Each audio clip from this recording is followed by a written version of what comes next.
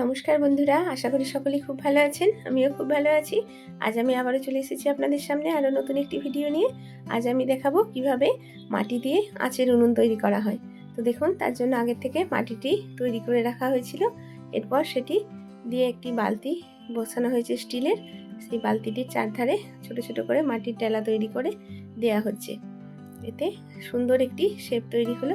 এরপর মুখে রডগুলিকে ছোট ছোট করে কেটে খানিকটা উপর দিকে বসানো হয়েছে।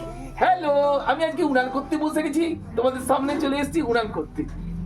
সেটা আগে করেছিলাম বড় উনান, এখন করছি ছোট উনুন। উনান না উনুন? উনুন। আমার বড় বৌমা মাটিটি তৈরি করে রেখেছিল। এরপর আমি খানিকটা তৈরি করলাম উনুনটা। তারপরে আমার বর দেখুন সেটিকে ভালো করে রূপ দিচ্ছে।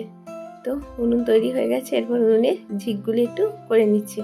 তো এটি কিন্তু একদিনে হয়নি, পরপর 4-5 দিন ধরে একটু একটু করে তুলতে হয়েছিল, নাহলে এটি হেলে যাবে।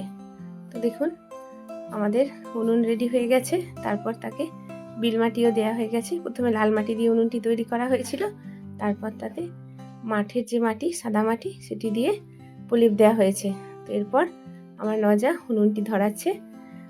উনুন থেকে, বড় কাঠের উনুন থেকে কয়লাগুলি কেড়ে নিয়ে এসে এই ছোট উনুনটায় দিচ্ছে। এরপর আগের যে কয়লা ছিল, কাঠের উনুনে তো অনেক বড় বড় কাঠ পড়ে, তাতে যে কয়লাগুলো হয় সেগুলি দিয়ে আঁচ উঠে গেছে।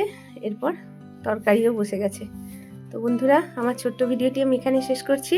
সকলে ভালো থাকবেন, সুস্থ থাকবেন, আর একটু জানাবেন কমেন্ট করে উনুনটি কেমন হয়েছে। দেখা হচ্ছে অন্য কোনো ভিডিওয়।